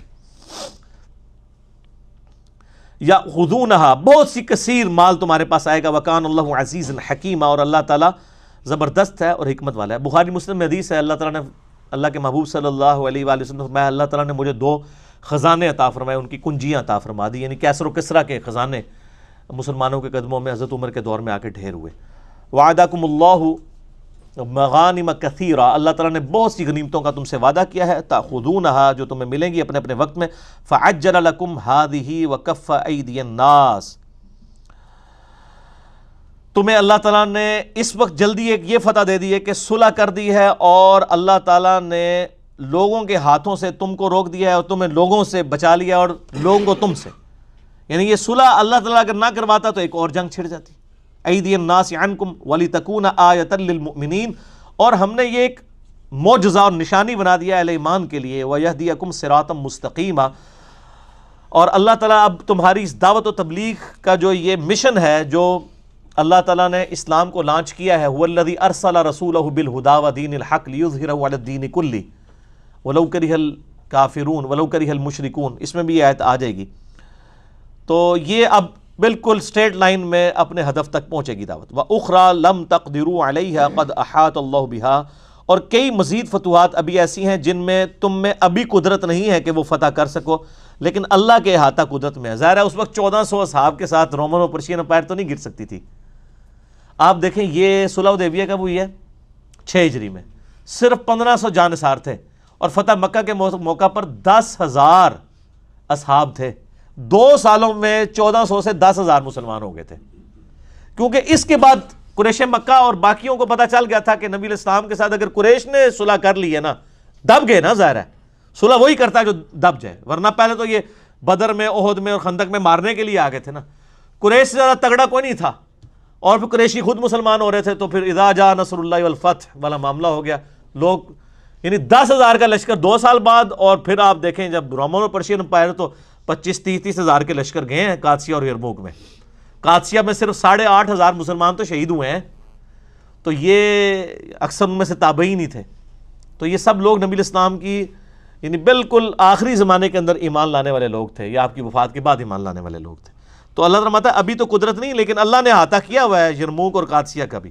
وکان اللہ علی کل شیء قدیر, اور اللہ تعالیٰ ہر چیز پر قدرت رکھتا ہے. ولو قاتلکم الذین کفروا لولوا الادبار, اگر یہاں پہ کوئی جنگ ہو جاتی صلح حدیبیہ کے موقع پر, پھر بھی کافروں پر تمہارا ہی غلبہ ہوتا ہے, یہ پیٹ پھیر کے بھاگ جاتے. ثم لا یجدون ولیا ولا نصیرا, پھر ان کا نہ کوئی مددگار ہوتا نہ کوئی پشت پناہ. سنت اللہ التی قد خلت من قبل, اللہ کی سنت پہلے بھی رہی ہے کہ اللہ تعالیٰ وقت کے پیغمبر کا ساتھ دیتا ہے. اگر آج قریش مکہ نے صلح کر لیا اور وہ یہ سمجھ رہے ہیں کہ ہم نے مسلمانوں کو دبا کے صلح کر لیا, اگر یہ لڑائی کا بھی شوق پورا کرنا چاہتے تھے کر کے دیکھ لیتے. یہاں پہ بھی اللہ تعالیٰ نے فتح دینی تھی مسلمانوں کو. اللہ کی یہ سنت رہی ہے کہ انبیاء کا ساتھ دیتا ہے. وَهُوَ الَّذِي كَفَّ أَيْدِيَهُمْ عَنْكُمْ وَأَيْدِيَكُمْ عَنْهُمْ بِبَطْنِ مَكَّةَ, وہی اللہ ہے جس نے روک لیا تمہیں تمہارے ہاتھوں سے ان کو, اور ان کے ہاتھوں سے تمہیں مکے کے اندر. یعنی وہ اگلے سال پھر آپ کو پتا ہے نا 7 ہجری کے اندر مسلمانوں نے قضا کی تھی اس عمرے کی. 3 دن کے لیے قریش مکہ پہاڑوں پہ چڑھ گئے, اور انہوں نے پورا کھول دیا کہ آپ آرام سے یہاں پہ کریں, جس میں نبی علیہ السلام نے فرمایا تھا کہ رمل کر کے اکڑ کے چلنا ہے, کیونکہ وہاں پہ مشہور تھا کہ مدینہ جو ہے بیماری کی بستی ہے, تو آپ فرمایا کہ اکڑ کے چلنا ہے تاکہ ان کے اوپر پاور شو ہو. تو وہ خیر بڑا پھر ان کے اوپر اثر بھی پڑا اس چیز کا. اسی کے بعد تو پھر خالد ابن ولید بھی مسلمان ہو گئے تھے نا. نبی علیہ السلام پیغام چھوڑ گئے تھے خالد ابن ولید کے لیے کہ خالد جیسے سمجھدار بندے کو اب زیب دیتا ہے کہ اب وہ کفر کی زندگی مزید گزارے. اب اس کو نظر نہیں آیا تو حضرت خالد ابن ولید تک پیغام پہنچا اور وہ بھی پھر مدینہ شریف گئے. اور ادھر سے عمر بن عاص بھی آ گئے حبشہ سے. اب دونوں جا رہے تو ایمان قبول کرنے تھے لیکن شرمندگی بھی تھی, ایک دوسرے کو بتاتے ہوئے بھی شرما رہے تھے. الٹیمیٹلی پھر دونوں جا کے اسلام قبول کیا. نبی علیہ السلام نے اسلام قبول کر لیا الحمدللہ. بلکہ مسلم کے الفاظ ہیں, عمر بن عاص کہتے ہیں میں نے دایاں ہاتھ آگے بڑھایا تو حضور نے بھی آگے کیا, میں نے واپس کھینچ دیا. میں نے کہا یا رسول اللہ پہلے گارنٹی دیں میرے پچھلے سارے گناہ معاف ہو جائیں. آپ فرمایا اے عمر تجھے نہیں پتا اسلام پچھلے کے سارے گناہوں کو معاف کر دیتا ہے. یہ مسلم شریف میں 321 نمبر حدیث ہے شروع ہی میں. اور ہجرت پچھلے کے سارے گناہوں کو معاف کر دیتی ہے اور مقبول حج بھی پچھلے کے سارے گناہوں کو معاف کر دیتا ہے. تو عمر بن عاص اور خالد بن ولید نے نبی علیہ السلام کی دعوت لانچ ہونے کے 19 سال کے بعد اسلام قبول کیا. ان 19 سالوں میں اگر مر جاتے تو دوزخ میں ہوتے. 19 سال تک زندہ رہنا بھی کوئی چھوٹی گل نہیں ہے, ٹھیک ہے. پھر اللہ تعالیٰ نے اسی خالد بن ولید سے آپ دیکھ لیں رومن اور پرشین امپائر الٹوا دیے. حضرت خالد بن ولید 40 سال کی عمر میں فوت ہوئے ہیں اور ان 40 سال کے اندر انہوں نے یہ سب کچھ کر لیا ہوا تھا. ہمس میں فوت ہوئے نا, وہ شام کا جو شہر تھا, تو یعنی اس میں یرموک اور قادسیہ ہو چکی تھی, اس کے بعد فوت ہوئے ہیں حضرت عمر کے دور کے اندر. 40 سال کی عمر میں یہ فوت ہوئے ہیں. نبی علیہ السلام کی وفات کے تقریباً سمجھ لیں 7-8 سال کے بعد.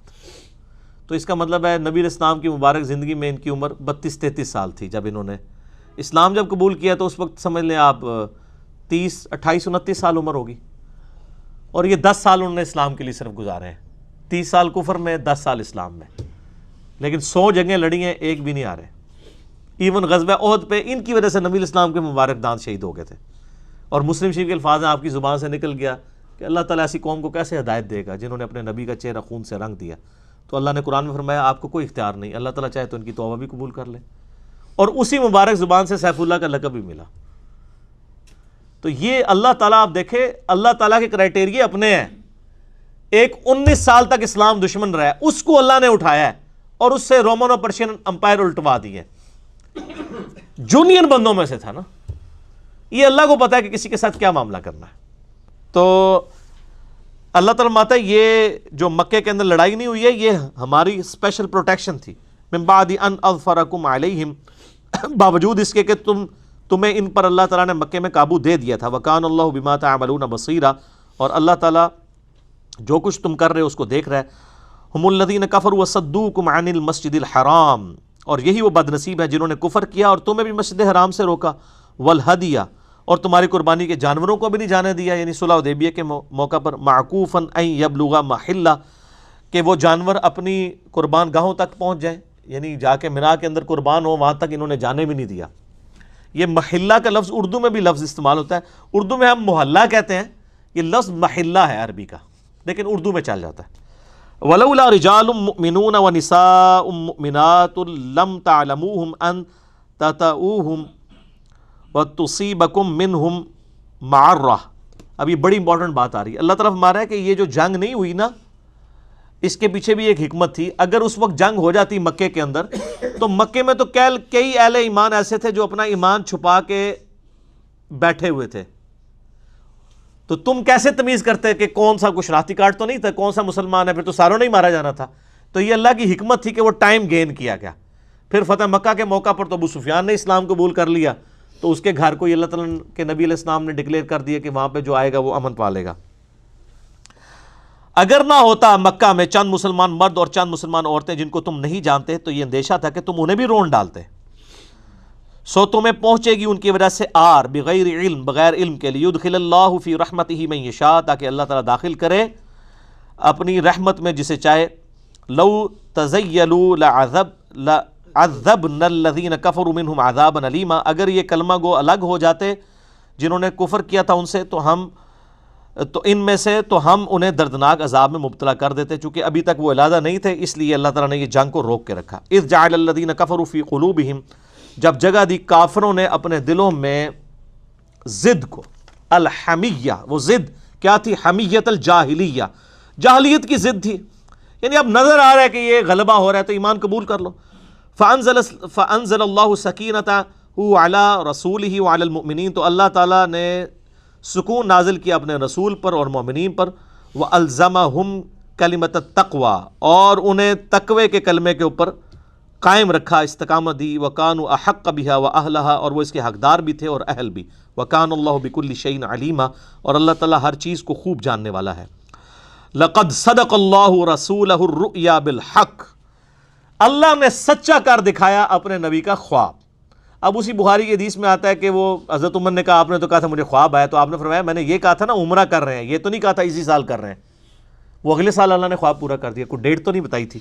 تو اللہ تعالیٰ اب اس کا بھی جواب دے رہا ہے کہ اللہ نے اپنے نبی کا خواب پورا کر دکھایا، سچا کر دکھایا۔ لَتَدْخُلُنَّ الْمَسْجِدَ الْحَرَامَ إِن شَاءَ اللَّهُ آمِنِينَ، کہ تم ضرور داخل ہوگے مسجد حرام میں امن کے ساتھ، محلقین رؤوسکم، حلق کروا رہے ہوگے اپنے سروں پر، ومقصرین، اور ترشوا بھی رہے ہوگے۔ حلق کروانا بھی یعنی یہ تو افضل ہے، بخاری میں آتا ہے 3 دفعہ دعا کی حلق والوں کے لیے، 1 دفعہ قصر کروانا۔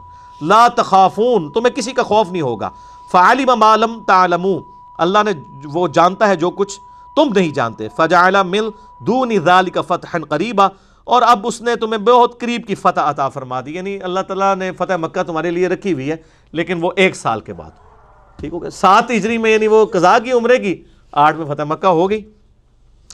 هو الذی ارسل رسولہ بالہدی ودین الحق، وہی اللہ ہے جس نے اپنے رسول کو بھیجا ہے الہدی یعنی قرآن کے ساتھ اور دین حق کے ساتھ، لیظہرہ علی الدین کلہ، تاکہ اسے تمام ادیان پر غالب کر دے، وکفی باللہ شہیدا، اور اللہ تعالیٰ اکیلا ہی گواہ کافی ہے۔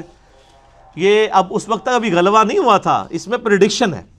اب یہ آخری امپورٹنٹ ترین آیت آ رہی ہے سورہ فتح کی، اذان کا جواب دیں انشاءاللہ، یہ آخری آیت کو اذان کے بعد انشاءاللہ۔ اچھا، اب یہ آخری آیت سورہ فتح کی آ رہی ہے، بڑی مشہور آیت ہے، اس میں ہمارے کلمے کا دوسرا جز بھی ہے۔ اس سے پچھلی آیت جو ہے وہ، اس سے پچھلی سورۃ محمد میں، سورہ محمد کے اندر لا الہ الا اللہ آیا ہے، اس میں آیا محمد رسول اللہ صلی اللہ علیہ وآلہ وسلم، محمد الرسول اللہ صلی اللہ علیہ وآلہ وسلم، محمد اللہ کے رسول ہیں، والذین معہ، اور ان کے جو اصحاب ہیں جانثار ساتھی، اشداء علی الکفار، وہ کافروں پر تو بڑے سخت ہیں، رحماء بینہم، آپس میں رحم دل ہیں، یعنی یہ ان کی خوبیاں بیان ہو رہی ہیں کہ، اور یہ ظاہر ہے کہ پرٹیکولرلی اصحاب شجرہ کے بارے میں ذکر ہو رہا ہے۔ تراہم رکعا سجدا یبتغون فضلا من اللہ ورضوانا، تم انہیں دیکھو گے رکوع اور سجدوں کی حالت میں اپنے رب کا فضل تلاش کرتے ہوئے، سیماہم فی وجوہہم من اثر السجود، اور سجدوں کی جو رونق ہے ان کے چہروں پر دکھائی بھی دیتی ہے۔ ایک تو فزیکلی بھی یعنی وہ نشان پڑ جاتا ہے، جسے کہتے ہیں محراب پڑ گیا، آج کل تو کم لوگوں کو ہی پڑتا ہے، کیونکہ ظاہر ہے کہ ہم لوگ قالینوں کے اوپر نماز پڑھتے ہیں۔ پرانے زمانے میں وہ کھجور کی چٹائیاں ہوا کرتی تھیں، ان کے اوپر اگر آپ 1 سال بھی نماز پڑھ لینا تو محراب پڑ جاتا ہے۔ تو یہ محراب پڑھنا کوئی کسی کے جنتی ہونے کی دلیل نہیں ہے۔ اگر کوئی سمجھتا ہے تو بریلویوں سے پوچھیں یہ دیوبندیوں کو جو ڈلا ہوا ہے، کہیں گے نا، دیوبندیوں سے پوچھیں بریلویوں کو جو ڈلا ہوا ہے، وہ کہیں گے نا۔ تو یہ کوئی دلیل نہیں ہے، محراب تو ساروں کو ڈلے ہوئے ہیں، جو یعنی سجدہ کرتا ہے اس کو محراب پڑ جاتا ہے۔ یہاں پہ اسپیسیفکلی یعنی اللہ تعالیٰ ان کے چہرے کی رونق کی بات کر رہا ہے۔ ذالک مثلہم فی التوراہ، یہ ان کی وہ صفات ہیں اصحاب رسول کی عز وجل وصلی اللہ علیہ وآلہ وسلم ورضی اللہ عنہم اجمعین، جو تورات میں ذکر ہوئی تھی۔ ذالک مثلہم فی التوراہ ومثلہم فی الانجیل، اور انجیل میں بھی ان کی یہ خوبیاں آئی تھیں کہ یہ جانثار ساتھی آپ کو ملیں گے۔ اور اللہ نے فرمایا ان کی مثال کیا ہے، کزرع اخرج شطأہ، یہ ایک ایسی کھیت کی مانند ہے کہ جو یعنی پہلے اس نے ایک پٹھا نکالا، یعنی ایک تنا نکلا، تو فآزرہ فاستغلظ فاستوى علی سوقہ، اس کے بعد اس کو تقویت ہوئی، وہ پھر سیدھا کھڑا ہو گیا اپنے اس تنے پر، یعجب الزراع لیغیظ بہم الکفار، جو اب اس کو جب وہ کسان دیکھتا ہے تو وہ خوش ہوتا ہے اور کافروں کے دل میں اس کا رعب ڈلتا ہے۔ یہاں کسان سے مراد نبی علیہ السلام ہے کہ ایک وہ وقت تھا مکے میں صرف 125 بندے مسلمان تھے، اور ایک یہ حالت ہے کہ 1500 لوگوں نے موت کے اوپر حضور کی بیعت کر لی ہے۔ تو یہ نبی علیہ السلام نے اپنی زندگی میں وہ وقت بھی دیکھا کہ جب آپ کو اپنے رشتہ داروں سے تکلیفیں اٹھانی پڑی، حتیٰ کہ مکہ چھوڑنا پڑا، اور آج یہ حال ہے کہ وہ قریش مکہ جو عرب کی سب سے بڑی پاور ہیں وہ سر تسلیم خم کر چکے ہیں۔ ڈر تو گئے نا، اسی لیے تو صلح کی۔ صلح ہوتی اس صورت میں جب دونوں طرف پارٹیاں برابر کی ہوں، ورنہ کمزور اور تگڑے کے درمیان تو صلح نہیں ہوتی۔ وعد اللہ الذین آمنوا وعملوا الصالحات، اللہ تعالیٰ نے وعدہ کیا ہے اہل ایمان سے اور جو صالح اعمال کریں، منہم ان اصحاب میں سے ہوں گے جو مغفرۃ و اجرا عظیما، مغفرت کا بھی اور اجر عظیم کا بھی۔ اب یہ بڑی امپورٹنٹ بات ہے، اللہ نے کیٹاگوریکل اصحاب کو جنت کی بشارت نہیں سنائی، بلکہ یہاں پہ کہا کہ نبی علیہ السلام کے یہ جو اصحاب ایمان لائے اور نیک عمل کیے، منہم ان میں سے جو لوگ، یعنی یہ نہیں ہے کہ اب وہ اس کے بعد وہ بے فکر ہو کے بیٹھ جائیں کہ اب ہم نے کچھ نہیں کرنا، استقامت بھی دکھائیں۔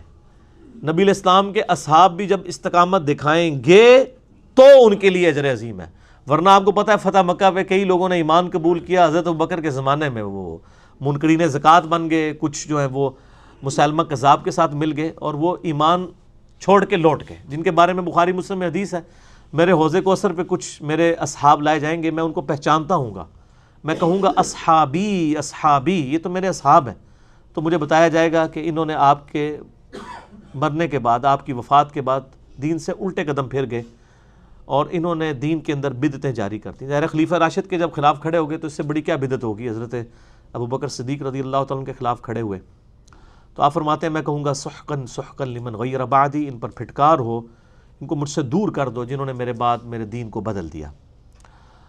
یہ ایک طریق تو امتی امتی کے نام سے بھی آتا ہے، لیکن بخاری مسلم میں اصحابی اصحابی بھی آتا ہے۔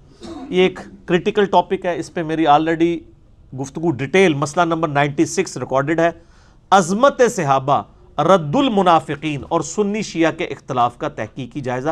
1.5 گھنٹے میں پورا مقدمہ میں نے سورہ توبہ کی آیات کی روشنی میں سمجھایا ہے، آج میں اس کو سکپ کرتا ہوں، اور اللہ کا شکر ہے کہ ہم نے یہ تقریباً آپ سمجھ لیں 35 منٹ کے اندر ہم نے یہ صورت کور کر لی۔ ظاہر پچھلا تو وہ 35-40 منٹ تو ہماری تمہید تھی، اللہ کا شکر ہے۔ تو میں نے اس صورت کو یعنی مختصر ترجمہ کے ساتھ کور کیا، کیونکہ آلریڈی میں نے اس کا پورا بیک گراؤنڈ اور پوری تفصیلات شروع میں تمہیداً بتا دی تھی، وہ بیچ میں بتانے سے انٹرسٹ لوز ہونا تھا جب تک پورا ایک تمہید بیان نہ کی جائے۔ انشاءاللہ سورہ حجرات اگلی دفعہ ہم شروع کریں گے انشاءاللہ، قرآن لیکچر نمبر 305 میں۔ اللہ تعالیٰ سے دعا ہے جو حق بات میں نے کہی اللہ تعالیٰ ہمارے دلوں میں راسخ فرمائے، اگر جذبات میں میرے منہ سے کوئی غلط بات نکل گئی تو اللہ تعالیٰ ہمارے دلوں سے محو کر دے، ہمیں کتاب و سنت کی تعلیمات پر عمل کر کے دوسرے بھائیوں تک پہنچانے کی توفیق عطا فرمائے۔ دروشی پڑھیں، اللہم صلی علی محمد وعلی آل محمد کما صلیت علی ابراہیم وعلی آل ابراہیم انک حمید مجید، اللہم بارک علی محمد وعلی آل محمد کما بارکت علی ابراہیم وعلی آل ابراہیم انک حمید مجید، سبحانک اللہم وبحمدک، اشہد ان لا الہ الا انت، استغفرک واتوب الیک، وما علینا الا البلاغ المبین۔ جزاکم اللہ خیرا۔